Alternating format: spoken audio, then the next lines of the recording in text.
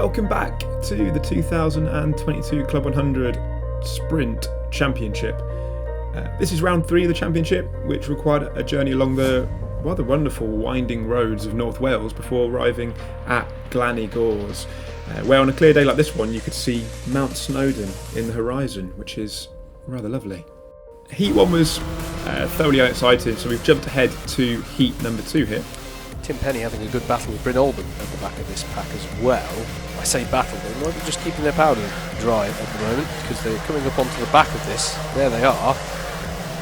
So Sam Essery in the number 20 now coming under increased pressure from the 14 and the 16 karts respectively. So a lap or two into the race at this point, we've pretty much held station to where we started. You can see we're just behind Sam Essery here, and then Amy reaches another position further up, and this is the battle for fourth at the moment. The Class 1 runners holding down first, second and third, although I think possibly in this race our leader had a penalty which ended up knocking them back, so it's almost a battle for the podium at this point. And you can see there Sam looking to try and make a move past on Amy, perhaps thinking it's a bit more pace to go and maybe chase down the top 3. So if a move is made, that's really key that we're on the bumper so we can follow it through. Tim Penny just positioning his car perfectly to deter a move from Olban there. He's actually doing some really good defensive driving. He was taking that tighter line over the crest of the hill into the spoon earlier on in the lap. So I think Bryn Olban's going to have to get creative here if he wants to make up positions, but that might be a run for Penny on Essery anyway, because he's in the slipstream here. Yeah, even though we're on the slipstream, you can see Sam there taking that tight line up the hill, which is what we were doing and what was commented on there to try and make sure that Bryn behind us didn't have the opportunity to send it up the inside of us. So Sam doing a good job there, stopping us from getting past, and that was probably the main overtaking point in the circuit. A lot of the other ones you had to kind of not chance it, but be very sure that it was going to come off, otherwise you'd end up being held up pretty substantially, and then you'd lose touch with the karts in front. So I would imagine, who unfortunately has just dropped to the back of the order. Good run off in the corner there for Tim Penny, and old Essery's coming across there to try and shut the door. That was, you got to be careful doing that. Let's put it that way, because that might have been a little late to be coming across and closing the door, but it stays as they were either way. So at this point, time was starting to get a bit short in the race, and I was conscious that I needed to get past Sam in order to possibly have a go at Amy. So we went for the move there in the carousel, but it didn't come off that time. But we go for it again through this very winding last part of the circuit, but Sam manages to hold it around the outside, and we can't then come back through on that right-hander after the failed attempt. So we end up getting Sam back through the last corner as he's forced wide, tuck in behind Bryn, and he's got the better line going up the hill, so if we can keep it behind him, we've got a good opportunity to get back past Yusuf here as well, and then see what we can do later in the lap on this last lap of the race. Now Tim Penny in the 14's trying to go through on Yusuf Bin Sahel and gets that job done. What can Daz Teal do now down the Snowdon straight, because Bin Sahel is surely compromised. He'll be down the inside into the carousel, as is Sam Essery behind them. And Bryn Olban now points to his head to say, let's think about this. Tim Penny's through, Daz Teal is through. There's pod-to-pod contact as they come into the compression here. And with that pretty mental last lap, we ended up securing P4 in heat number 2, which then took us to our third heat, starting on the even side of the grid on row 6, where it'll be key to try and get a good start. Anti-pole side of the grid have not had a good run there. That was wide from Charlie Summers. Teal will lead as they go up to Spoon Curve for the first time. Looking a lot cleaner so far, Howard. This is better. Yeah, you can sort of see early on as you see that turn-in shot. It sort of tells you what the story might be. And there's a moment there for Chris Woodger at the back, though. And with that coming together at the top of the hill, we were able to avoid it, but weren't able to avoid getting slowed down by it. So we lost touch with the rest of the pack pretty early on the start of the race, as well as having been trapped on the outside going up the hill. So really not a good start to this third heat, and we were left with it all to try and do if we wanted to try and get a decent position in either the A final or the B final. So just a reminder of how it works.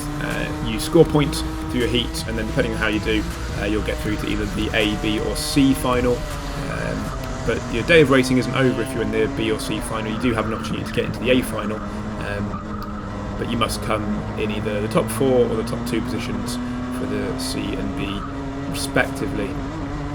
But we'd much rather get into the A final first time of asking, so a good result here was key. We get nudged wide just through the last corner here, but we end up staying inside the top 10, which was just enough by the end of the day's play in the heats to get us a position in the A final, which is our first clinched A final of the season, which is a really nice feeling, especially around a circuit which was such a pleasure to drive and quite a challenging one to race on as well.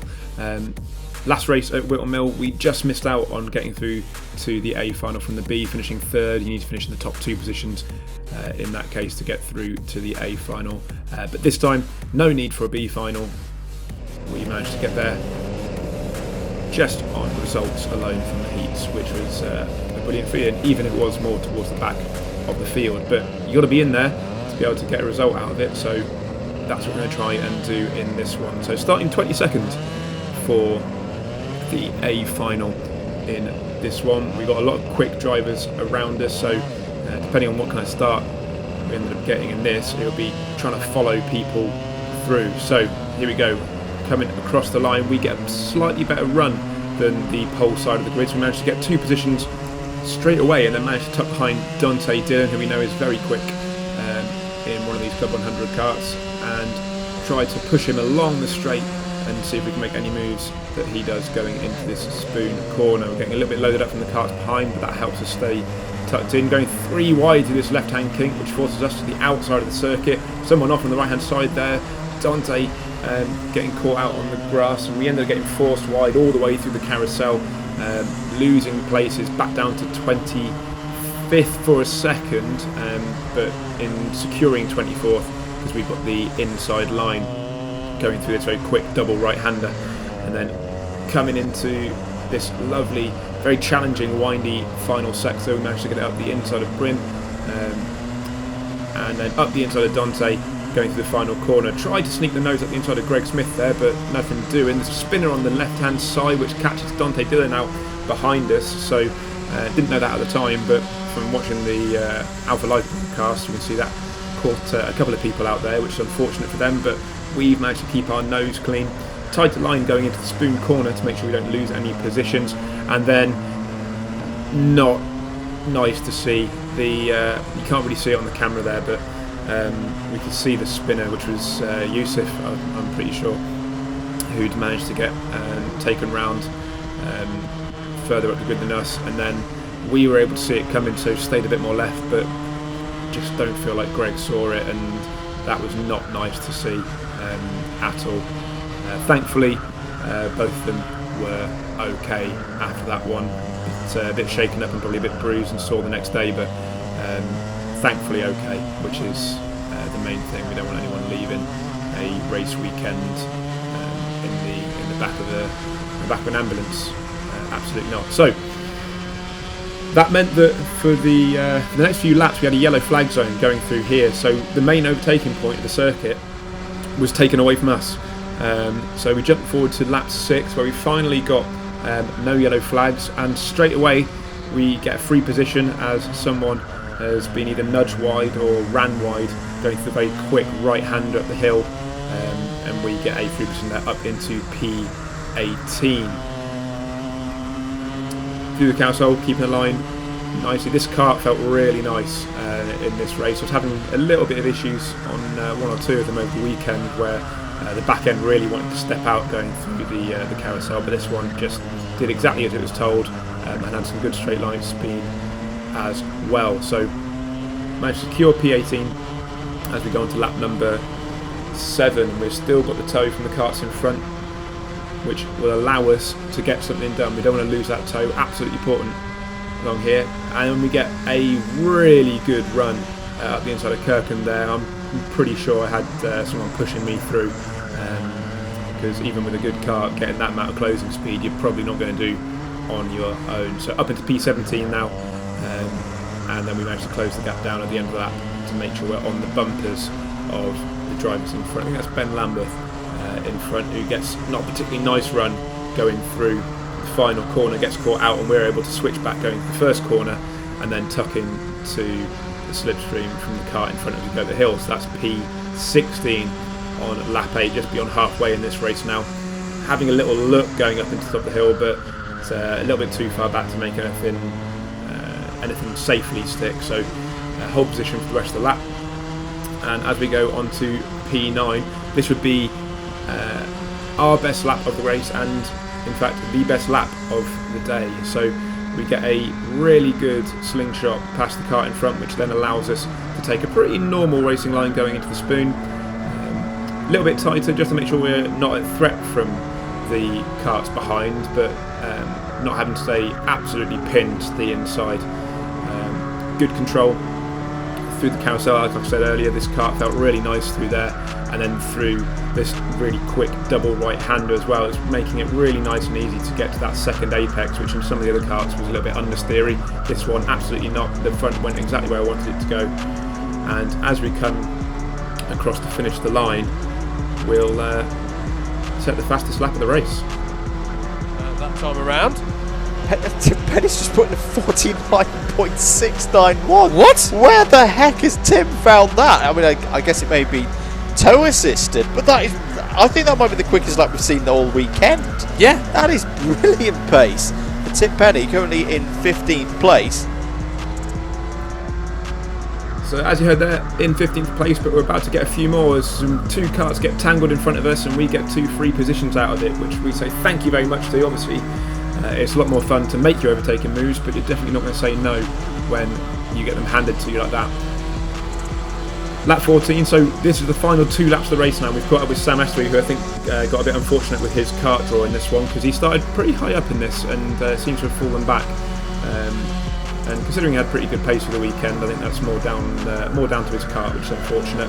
But we need to make the most of the fact that we've got a decent kart in this case. So coming down the hill, we have a look to try and go up the left-hand side going to the carousel, but nothing doing there. Almost a carbon copy of what happened to us in heat number 2. So got to have a bit of a rethink now. Is it possible to throw it up the left-hand side of this part of the circuit? No, not this time, not close enough. So holding station now, going on to the final lap of the race. We know that we're going to need to make one move and make sure that move sticks. So we're in the tow, going over the start-finish line. A nice clean run through the first turn, and then with the tow we can see Sam's going to try and defend on the inside, so we think screw it, let's go around the outside if we can, which we're able to do around the outside of the fast right hand corner and then keeping it tighter going into the spoon. So that's the main overtaking position, held off from having made the move earlier on that straight. Had a look over the shoulder to see if we needed to defend going into the carousel, which we didn't, and now the only place that we're particularly worried about is the left-hander through these tight winding corners to finish off the lap. So we make sure to keep our momentum going to that right-hander, middle of the circuit, if not slightly more towards the left, to make sure that move's covered off, and then we'll turn in ever so slightly earlier than we normally would do into this last corner, just to make sure that we're safe. But we end up coming across the line P12 in the race, but that puts us P4 in class. Perhaps with a better start would have been on the C2 podium, but just there checking in with Greg, he gives us the I'm okay, which is nice to see, because that was, like we said, not a very nice collision for him at the start of the race, but a good finish to the weekend. Thank you very much for watching, and as always, have a good one.